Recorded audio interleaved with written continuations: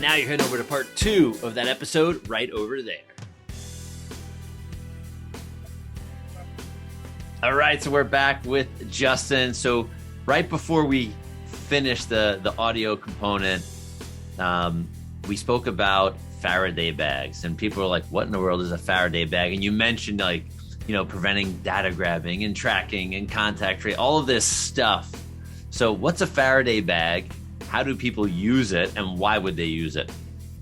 Well, everyone knows about the Faraday cage. Faraday was a guy who created a cage that 0 frequencies can go in or out of. So you can have a really way to test things because there is a really isolated area. Well, we make a 7mm Faraday bag, which is essentially a static bag.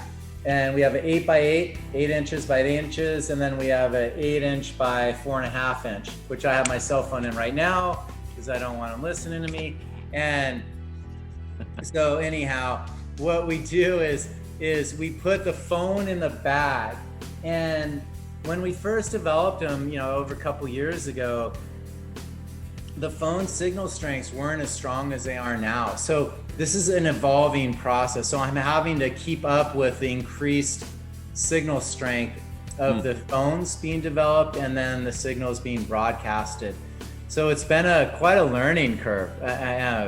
The new cell phones that are 5G enabled, some of them can burn through these, and the 7ml is just not strong enough to block the signal.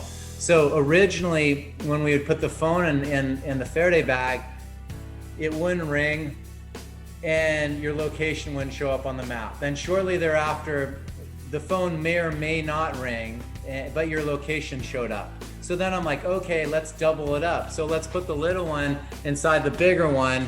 You got to fold it a little bit to make it fit. And then your location wouldn't show up on the map at all, and the phone wouldn't ring at all. And now the phone doesn't ring, but your location's 10-second delayed with the new phone. With the old phone, it doesn't show up. So it's been this crazy learning experience on these Faraday bags.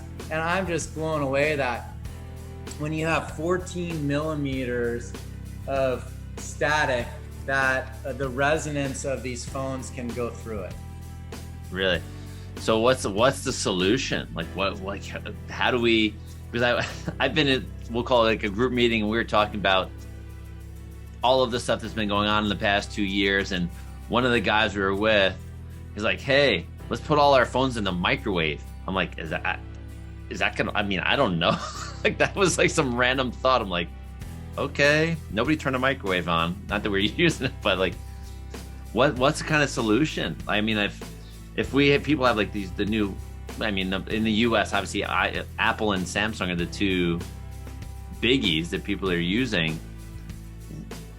Are they like, are we able to, like, you know, they're listening, right? Obviously right now, like we've all seen that with, you know, if you say something, you'll see an advertisement for something later. So we know there's definitely, those microphones are working, probably even the cameras too, as far as I'm concerned.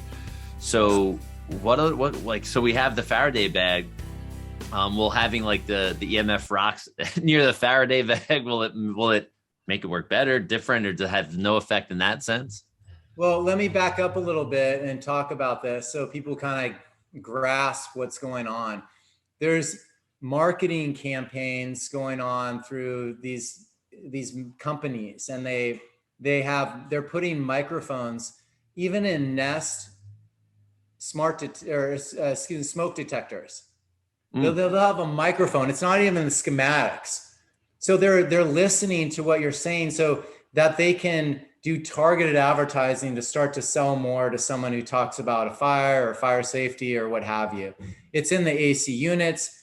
It's in all these devices. I mean, we already know it's in our phones. So we know through ultrasonic, basically waveform, these phones and devices can connect to each other independently of Wi-Fi. Oh, wow. That's crazy. So now you have devices connecting to devices. And that's this intelligence that's going on right now through the speakers and through ultrasonic beacons, basically, if you will.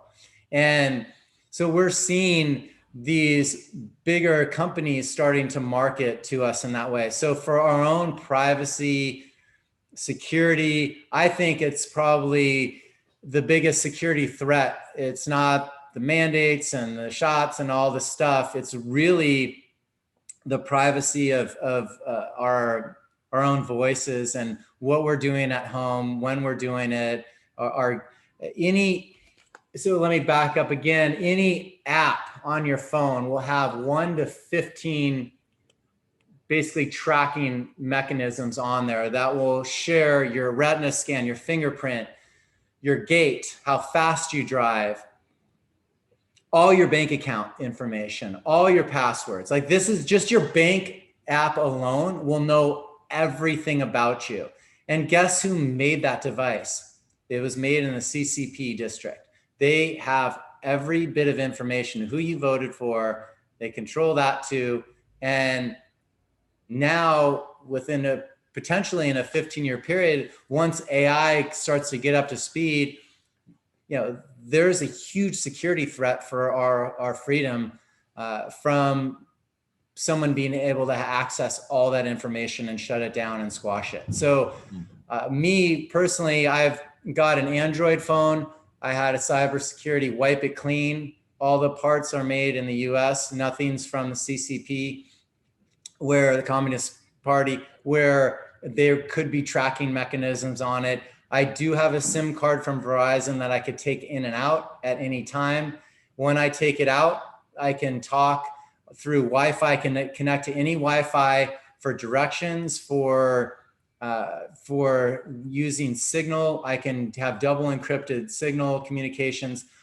I literally can have a phone, but never be tracked or traced on it, at certain times. And if I did go into a place, I would double up on our Faraday bags, and I would probably even take the SIM card out of it. And then you hear the Homeland Security is really coming after people right now that are against the narrative of freedom, which is unconstitutional, but they're still doing it. So I would actually, any rally or event that I would go to, I would make sure I had all those mechanisms in place. Yeah, it's interesting. You're saying all this stuff, and I'm thinking in my head, like, all of the movies, like, growing up, it's like I'm thinking, okay, I feel like I'm in 1984 combined with The Matrix, combined with the Disney movie WALL-E. Like, where in the world are we going? It really is wild what I mean, it's amazing what these major companies and powers can do with technology. It truly is insane, from every way. I mean, it's something to be enamored, like, okay, if they can do this much bad, imagine what they could do for good.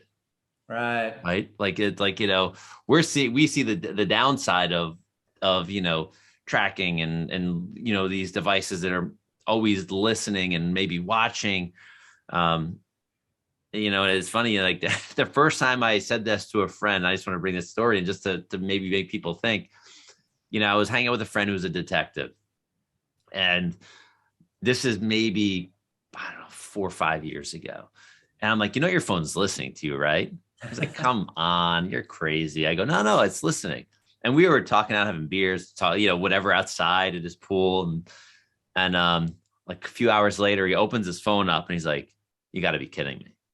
Like, whatever we were talking about was there were ads for, like, it was maybe even like, we're talking about going vacation in Mexico or something. He's like, I have all these ads for Mexico or whatever it was.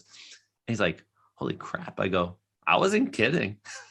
That they're always listening. So I think that Faraday bag. So, well, here's the question then. So it protects, you said, like a Faraday cage, it's frequencies in and frequencies out. It protects. So, like, almost like creates a little cocoon for the device. So if I'm a person, like, even like me, like, let's say I want to go for a run, I put my bag in a Faraday cage, or Faraday bag, not the cage. Couple things. No, you're not using headphones, right? I'm doing this again because I want people to start to think about it, like they're going to use this while they're doing an event or running like this. I have mine available just because I run in the woods, and I'm running far away from humanity, and I want my wife to be able to find me via GPS if she can, God forbid, because I've crashed and burned from time to time. So what are, I guess I'm thinking the rocks are probably the way to go completely for me if I want to have that access, even though they can't get into my thoughts. At least I don't think they can. Well, so this is what I would do. I would end up using your phone. If you're listening to music, I would get the corded, Uh-huh. your Like AirPods, not air, yeah, like air tubes.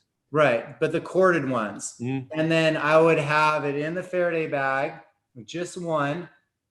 Your phone will most likely ring, and you can have it plugged in and listen to what you want to listen to. And mostly, if you can, just put it on. Well, if you want a signal, if you want someone to call you, then you have you have it off of airplane mode. But if you don't want someone to call you, you have it on airplane mode. So whatever. But and you still have all the music you've already downloaded, so you don't need to be looking for stuff. Yeah, true. So, true. But you have it to turn on if you need it. So, and again, even if you, and that's like just to cut it all out. But at the end of the day, if you have a mini on you and you have this in here and you have it all on, everything's on, you know, again, you've minimized the level of stressors because you put this in here. If we had a radio frequency meter, we pointed the meter at the phone with it out of the bag, it's going to meter out the meter. The meters can't read higher than 2.45 billion waves per second. There's not a meter to meter that high. And that's yet crazy. 5G, Dr. Josh, 60 to 90 billion waves per second. There's not a meter to meter. We're relying on telecom and FCC for our health. They're not health industries. They don't care about our health. They care about connectivity. But it's unbelievable that we can't even meter the strength of the actual cell phone itself. But what we do know is when you put the phone inside of it and then have a meter on it, what it does is it quiets it down to what bioinitiative.org considers safe levels. So you're doing everything you can. So put it in here, cord through here, you get to coexist with it. You have your mini in the bag as well, and you're rock and rolling, but you're not being chipped away. Your life force isn't being chipped away while you're doing it. Yeah. So you get the health and then you get the performance piece all in one. Definitely. Very cool. Very cool. So like what's like the future of EMF Rocks? Like what are what's forward for you? What are you forward thinking? Well, I'm looking at right now a stronger Faraday bag that completely blocks out signals. The cool thing I love about these is there's something physics wise where we put our crystals inside of a static bag. So we have an inner bag of crystals. It has a little peephole so you can see the beautiful pink crystals. We hot seal that bag. So that brown bag's hot sealed inside of an 8x8 static bag.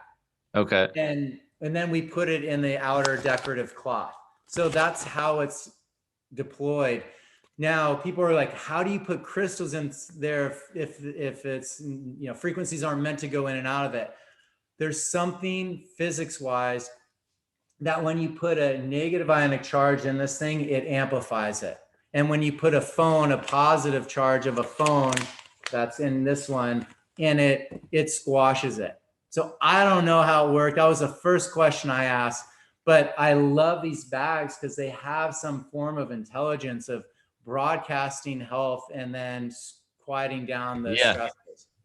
Yeah, that's pretty crazy. And then so like having that, like you said, having a stronger one to mitigate, I wonder if like the same thing would happen. Like the stronger mitigation properties would make stronger magnification properties for good. I don't know. I think if it's blocks it out completely, it might not work like that. So I just want people to be able to throw their phone in it and go completely, you know, off the grid and not have it so bulky and such. So I'm really looking at products like that. I think we do. So that's going to be it for the mind. For athleticism.com, I have a lot of sister products that we're going to roll out from Sister Mind.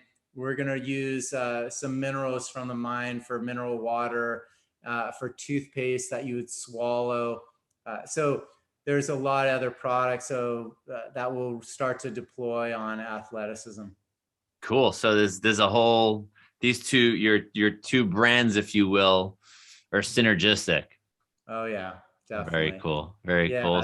So everyone looking in the health space will really, the EMF is a specific area. So we created that site for them. And, if I go to trade shows, like I'm looking at doing the Florida Chiro Conference trade show, the big one.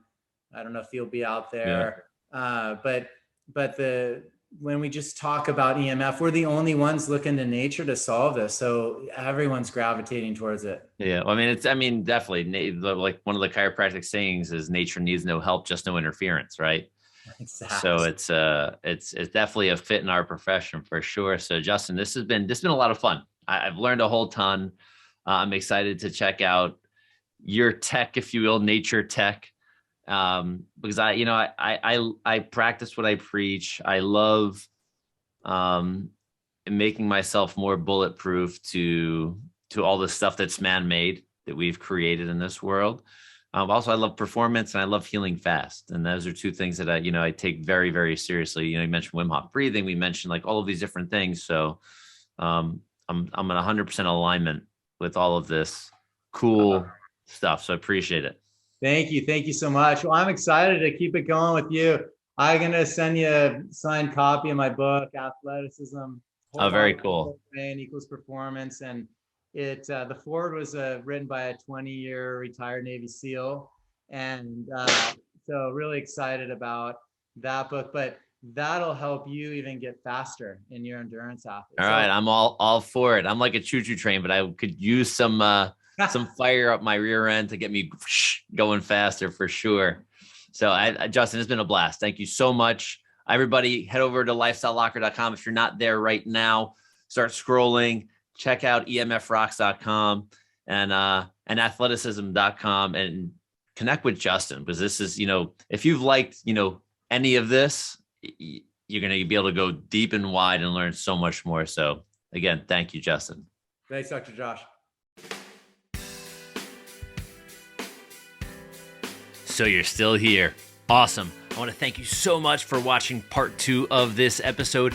Make sure you scroll down on the page you're on right now and join our tribe of human-powered life heroes. You definitely want to be the first to get information on new episodes, new videos, product launches, live events, affiliate discounts, and so much more. So have a great day, evening, or night, and we'll see you on the next episode. Bye-bye.